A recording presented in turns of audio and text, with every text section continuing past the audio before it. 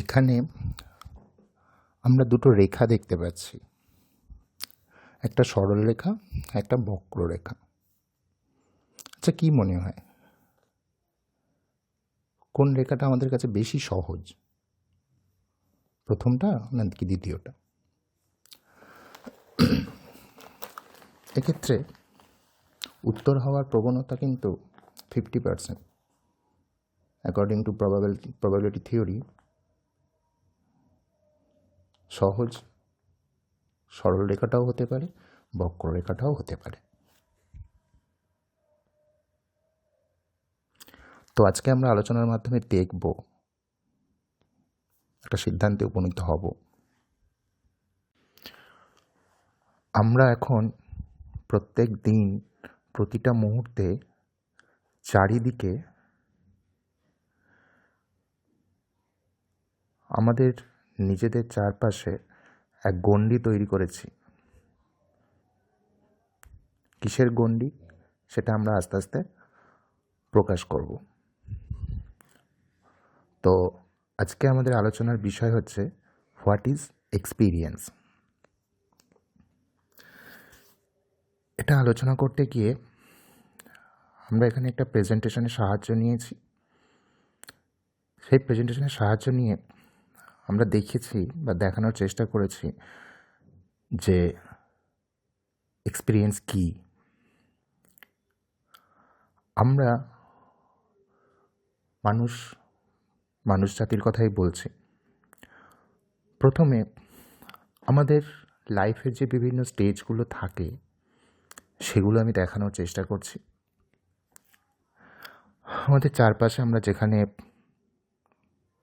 বড় হচ্ছি মায়ের গর্ভে, অর্থাৎ প্রকৃতির কোলে, তারপর একটা বাচ্চা জন্মগ্রহণ করলো। জন্মগ্রহণ করার পরে তার একটা নাম দেওয়া হলো। যদিও এখন আমরা নাম শব্দটার সাথে খুব একটা পরিচিতি নই, আমাদের পরিচিতি নেই।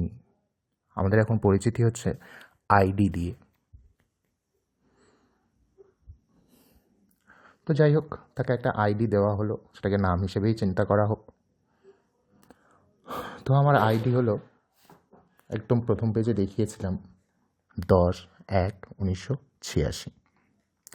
তো সেই বাচ্চাটা যখন ধীরে ধীরে বড় হচ্ছে, তার টোটাল ফেজটাকে যদি আমরা কয়েকটা ভাগে ভাগ করি, যেমন prenatal, infancy, childhood, adolescence, adulthood, old age, তো দেখব যখন এই লাইফের বিভিন্ন স্টেজগুলো দিয়ে একটা লাইফ সাইকেল কমপ্লিট হচ্ছে, সেখানে কি ঘটছে আমরা দেখি। প্রথমে মনে করো একটা বাচ্চা, একদমই ছোট একটা বাচ্চা, সবে সবে হাঁটতে শিখেছে। গুটি গুটিয়া পায়ে হেঁটে একটা মোমবাতি জ্বলছে, তার সামনে যাওয়ার চেষ্টা করছে। তার হাত বাড়াতে না বাড়তেই মোমবাতির দিকে তার মা চেঁচিয়ে বলল, এই এই। তখনই বাচ্চাটা ওখান থেকে সরে এলো। এখানে দুটো ব্যাপার। প্রথম কথা হচ্ছে, বাচ্চাটা নিজে থেকে যাচ্ছিল, ওখানে একটা আগুন জ্বলছিল। তো যদি মা না নিষেধ না করতো তাহলে কি হতো? বাচ্চাটা হাত নিয়ে যেত। আমাদের একটা স্বাভাবিক প্রবণতা আছে, আমরা কিন্তু যখন ছোট থাকি, কোনো কিছু দেখি হঠাৎ করে, নতুন কিছু, যখন সেটা সম্বন্ধে আমাদের কোনো ধারণা থাকে না, তখন আমরা খপ করে সেই জিনিসটা কিন্তু ধরে ফেলি না। তো স্বাভাবিকভাবেই প্রকৃতির নিয়মে বাচ্চাটা কি করতো, এই আস্তে আস্তে করে হাত বাড়াতো, তার কাছে আঙুলটা নিয়ে যাওয়ার বা হাতটা নিয়ে যাওয়ার চেষ্টা করতো। যখনই হাত বা আঙুলটা কাছে যেত, স্বাভাবিকভাবেই তার গরম লাগতো, সে আর হাতটা সরিয়ে নিত। বা খুব ওর্স্ট কেস হলে তার হাতে অল্প একটু ছাঁকা লাগতো। সেটা অবশ্যই মায়ের চিন্তার কারণ, সেই কারণেই মা নিষেধ করেছেন। কিন্তু এখানে একটা সমস্যা দেখা দিল, বাচ্চাটা কিন্তু নিজে থেকে জিনিসটা উপলব্ধি করলো না। তার যে বেসিক অর্থাৎ ন্যাচারাল ইনস্টিংক্ট যেটা আছে সেই জিনিসটা দিয়ে সে কিন্তু সেটাকে উপলব্ধি করতে পারলো না। অর্থাৎ এর পরেও কিন্তু এরকম হলে তাকে বারবার বোঝাতে হবে যেটা আগুন, আগুনের কাছে যেতে নেই। কিন্তু ও যদি নিজে থেকে সামান্য উত্তাপ অনুভব করতে পারতো যে ওখানে গেলে আমার ক্ষতি হচ্ছে বা হবে, হ্যাঁ, এখন প্রশ্ন হতে পারে সেটা বাচ্চাটা বুঝবে কী করে। মানুষ বাদ দিয়ে বাকি যে সমস্ত প্রাণীগুলো আছে তাদেরও কিন্তু ইনবিল্ট ইমিউনিটি সিস্টেম থাকে। মানুষেরও আছে। সে প্রকৃতির কোলে বড় হয়েছে, প্রকৃতি তার ইমিউনিটি সিস্টেমটা গড়ে তুলে দিয়েছে, তাকে দিয়েছে কিছু ন্যাচারাল ইন্টেলিজেন্স যেগুলো সে ইনহেরিটেন্টলি পেয়েছে ফ্রম নেচার। সেইগুলোকে আমরা একদম প্রপার ওয়েতে নার্চার করতে না পারার কারণেই এই সমস্যা। এটা একটা সামান্য উদাহরণ দিলাম। এরকম উদাহরণ সে বিভিন্ন স্টেজ দিয়ে যখন যাচ্ছে লাইফে, বিভিন্ন স্টেজ দিয়ে, তার মধ্যে সে প্রকৃতি থেকে কিছু শিখছে। এই এখানে গ্রিন লাইনে দেখানো হয়েছে যেগুলো। আবার কিছু কিছু জিনিস আমরা বাইরে থেকে জোর করে তার উপরে ইমপ্ল্যান্ট করছি, হয়তো না জেনে শুনেই। এবার যখন একটা বাচ্চা এভাবে ধীরে ধীরে বড় হচ্ছে, শেখার যখন উপযুক্ত সময়, তাকে যেটা শেখানো হবে সেটাই সে শিখবে। প্রত্যেক ক্ষেত্রে বা প্রতি ক্ষেত্রে যদি আমরা তাদেরকে বাধা দিই, তাহলে তার যে ন্যাচারাল যে ইন্টেলিজেন্স রয়েছে বা ন্যাচারাল যে ইনস্টিংক্ট রয়েছে, সেইগুলো পরিণত হতে বাধাপ্রাপ্ত হচ্ছে প্রতি মুহূর্তে। তো স্বাভাবিকভাবেই তার স্বাভাবিক বুদ্ধির যে বিকাশ সেটা কম হচ্ছে। তখন দেখা যাবে, এই স্লাইডটাতে আসি, তাহলে খুব ভালো করে বুঝতে পারবো। এইটায় যে আমাদের মধ্যে যে প্রসেসিং সিস্টেমটা ছিল, সেই প্রসেসিং সিস্টেমটা অর্থাৎ প্রসেসরটা কী করছে, আমাদের কাছে এখন দুটো সিস্টেম তার মধ্যে ইনকর্পোরেট হয়ে গেল। একটা হচ্ছে যেটা সে নেচার থেকে পাচ্ছিল, দ্যাট ইজ ন্যাচারাল ইন্টেলিজেন্স। আরেকটা সিস্টেম যেটা আমরা বাইরে থেকে দিয়েছি। তার মধ্যে অবশ্যই কিছু ন্যাচারাল জিনিস আছে এবং তার মধ্যে কিছু কৃত্রিম জিনিসও আছে। তাহলে দুটো পার্ট, একটা ন্যাচারাল ইন্টেলিজেন্স তার মধ্যে রইল, আর একটা রইল আর্টিফিশিয়াল ইন্টেলিজেন্স। এবার যত বাধা বা বিধিনিষেধ তাদের স্বাভাবিক প্রবণতার উপর আমরা চাপাতে শুরু করি, ততই তার ন্যাচারাল ইন্টেলিজেন্স লেভেলটা আর্টিফিশিয়াল ইন্টেলিজেন্স লেভেলের কাছে চাপা পড়তে থাকে। আমি নিষেধ করছি একটা বাচ্চাকে, বারবার যে জিনিসগুলো বলছি, তার মানে কি, তার স্বাভাবিক যে চিন্তাভাবনা সেগুলো গ্রোথ হতে বাধাপ্রাপ্ত হচ্ছে। যখনই গ্রোথ হতে বাধাপ্রাপ্ত হবে, তখন তার মনের মধ্যে তার যে বুদ্ধি ধারণা যেটুকু গড়ে উঠেছে, সেখান থেকে এটাই মনে হবে যে আমি যেটা করছি সেটাই হয়তো ভুল করছি। তখন তার নিজে থেকে কিছু করার যে ইন্টেনশন বা প্রবণতা, সেটাই হয়তো বাধাপ্রাপ্ত হবে। তো আস্তে আস্তে এরকম হতে হতে তার মনে হবে যে আমার কাছে যখন একটা ইনস্ট্রাকশন আসবে বা নির্দেশ আসবে, তখনই আমি শুধু কিছু করতে পারবো, আদারওয়াইজ আমি কিছু করতে পারবো না। এটা খুব একটা স্বাভাবিক ব্যাপার।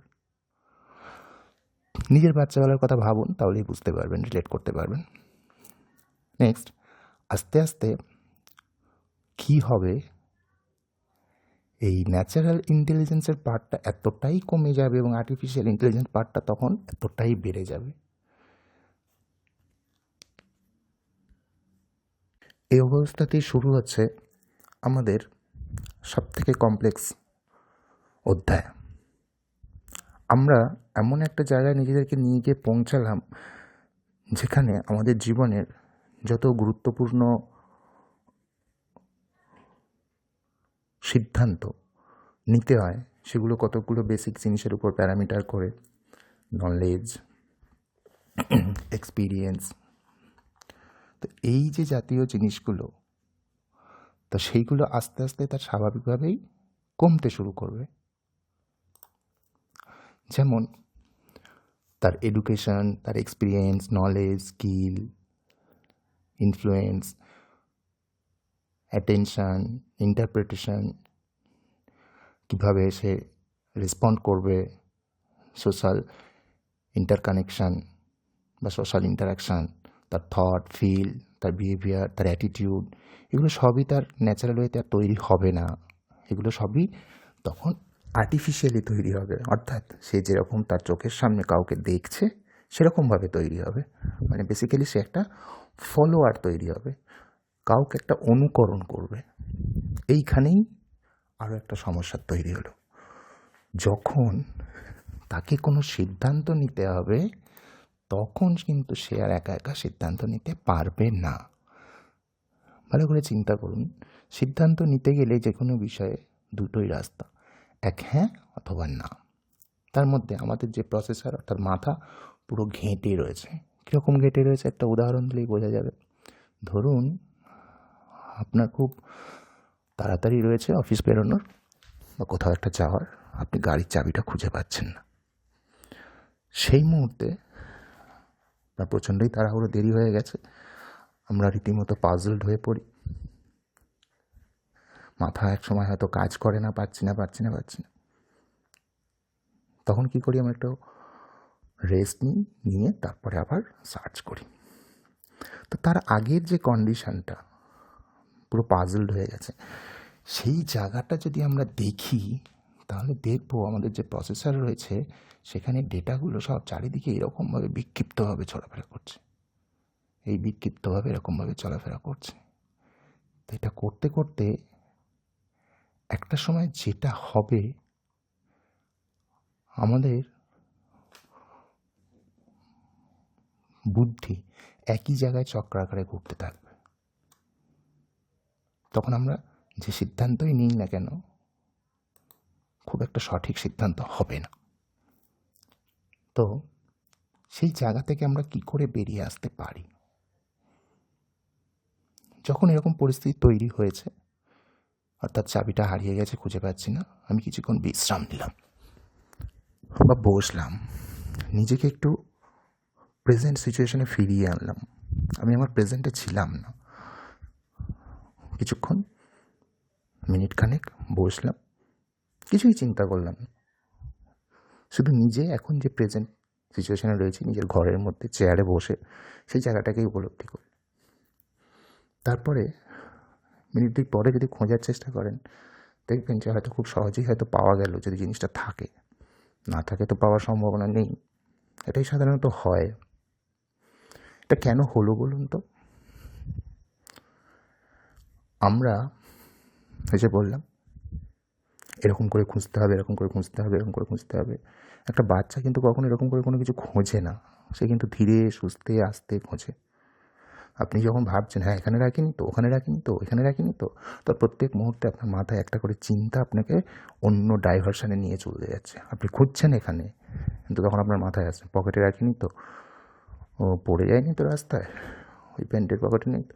আপনি খুঁজছেন হয়তো আপনার শোকেসের ভিতরে, কিন্তু চিন্তা করছেন পকেটের ভিতরে বা ব্যাগের মধ্যে আছে কিনা। That's the problem. Thinking is the main problem.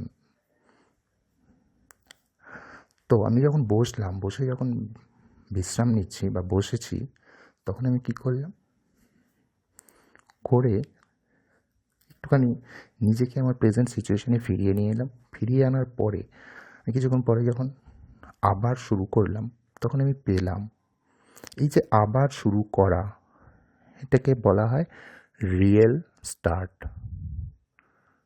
অর্থাৎ রিস্টার্ট। এবার আসি আসল কথায়। দেখুন, আমরা যতগুলো মেশিনপত্র দেখি বা মোবাইলটার কথাই ভাবি, যখন মোবাইল হ্যাং করে বলি আমরা, তখন আমরা রিস্টার্ট করতে চাই বা সুইচ অফ করে অন করি, ওটাকেও রিস্টার্ট করাই বলে। তো কেন করি বা কেন হ্যাং হয় কোনো মেশিন? খুব সিম্পল ব্যাপার। একটু আগে আপনার চাবি খুঁজতে গিয়ে হ্যাং হয়েছিল, সেই রকম ব্যাপার। আপনি তো বসে বিশ্রাম নিলেন, রিয়েল স্টার্ট তো আপনি নিজে করলেন, সে তো মেশিন, সে তো নিজে থেকে করতে পারবে না। অথচ দেখুন, আপনার কাছে কোনো রিস্টার্ট বাটন কিন্তু নেই, তো মেশিনে একটা রিস্টার্ট বাটন আছে। যত বড় আর্টিফিশিয়াল ইন্টেলিজেন্সই হোক না কেন, সে যখন একটা লুপের মধ্যে এরকমভাবে ঘুরপাক খেতে খেতে শুরু করবে, তার মেকানিজম ফেল করে, তার বাইরে কিন্তু সে নিজেকে কিছু করতে পারবে না যতক্ষণ না তাকে আবার স্টার্ট করা হচ্ছে। That is the most important keyword in our life, যে আমরা কখন রিস্টার্ট করব। আপাতত আজকে এইটুকু।